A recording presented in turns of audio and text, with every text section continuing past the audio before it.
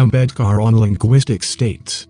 India, being a multilingual nation, the issue of reorganization of states on the basis of linguistics was an important issue.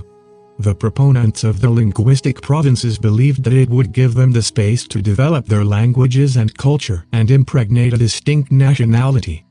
However, this idea faced vehement contradictory opinions and prejudices, as the idea was believed to lack farsightedness in considering the fact that there was a possibility of the future government of independent India being of dual form.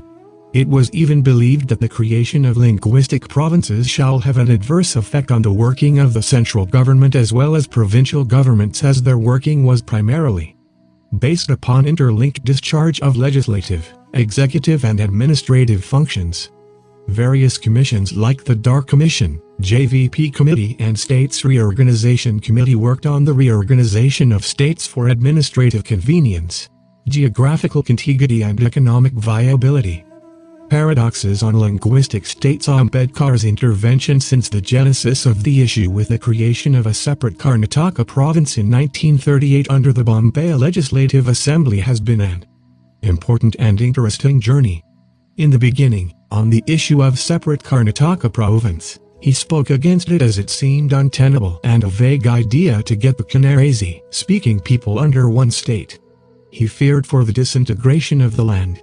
He said our strength lies in a polyglot administration.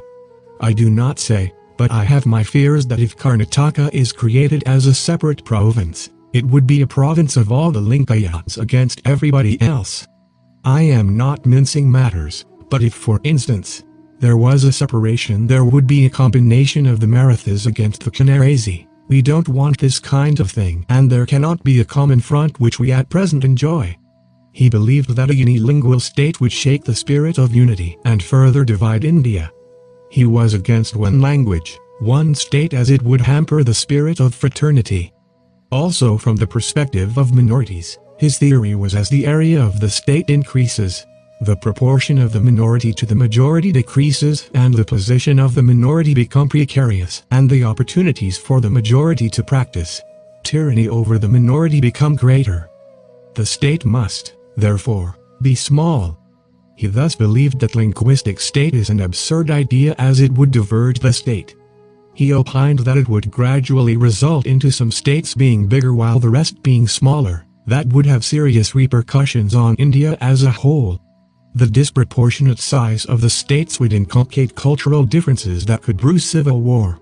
Ambedkar's fear proved right with the Dravidian movements in South India like Dravida Munnetra Kazhagam.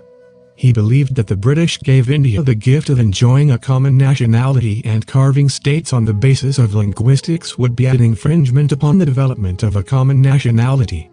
However, later, there was a flux in the ideology of Ambedkar in favor of linguistic provinces. In the States Reorganization Commission, Ambedkar himself gave a different argument regarding state reorganization and the question of language, because of the changing circumstances.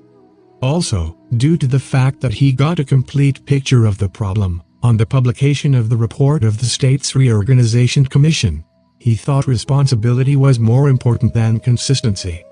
Moreover, he was examining the entire problem de novo from the point of view of the minorities also. Ambedkar's remedies. His definition of linguistic province was the following: by linguistic province, I mean a province which by the social composition of its population is homogeneous and therefore more suited for the realization of those social ends which a democratic government must fulfill.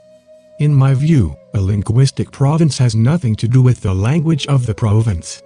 In the scheme of linguistic provinces, a language has necessarily to play its part. But its part can be limited to the creation of the province, that is, for demarcation of the province. Ambedkar viewed linguistic provinces as means to strengthen the democratic setup of the government and vice versa. He observed that linguistic provinces would make democracy work better than it would in mixed provinces. A linguistic province produces what democracy needs, namely social homogeneity. Now the homogeneity of a people depends upon their having a belief in a common origin, in the possession of a common language and literature, in their pride in a common historic tradition, community of social customs, etc. is a proposition which no student of sociology can dispute.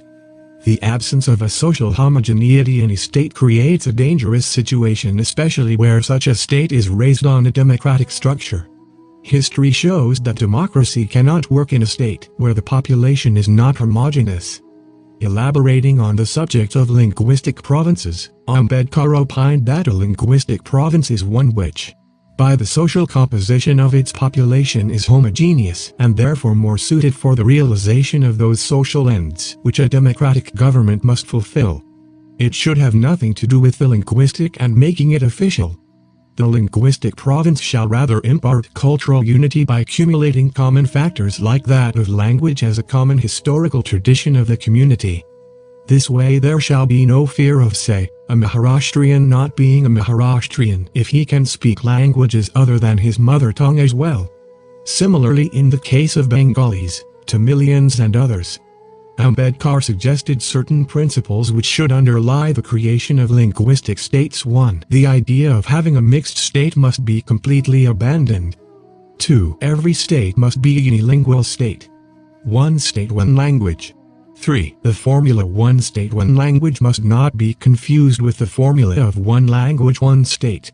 The formula one language, one state means that all people speaking one language should be brought under one government, irrespective of area, population and dissimilarity of conditions among the people speaking the language. This is the idea that underlies the agitation for a united Maharashtra with Bombay. This is an absurd formula and has no precedent for it. It must be abandoned. A people speaking one language may be cut into many states as is done in other parts of the world.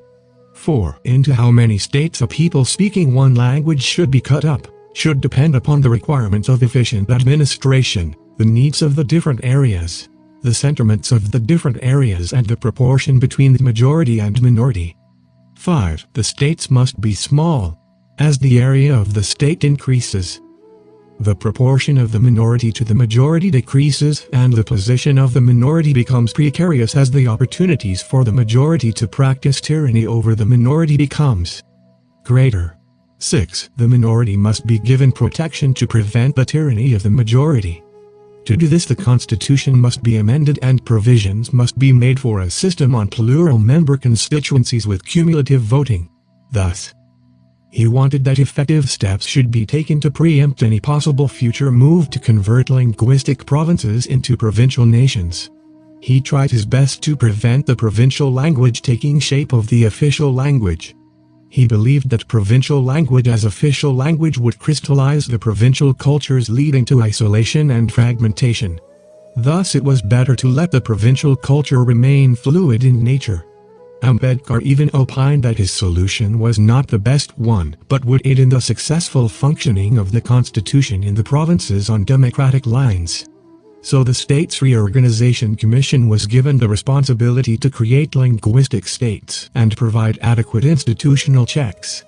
Ambedkar, in short, called for national integration in the true sense, while discussing the possibility of linguistic states in terms of not one language, one state, but one state on a language.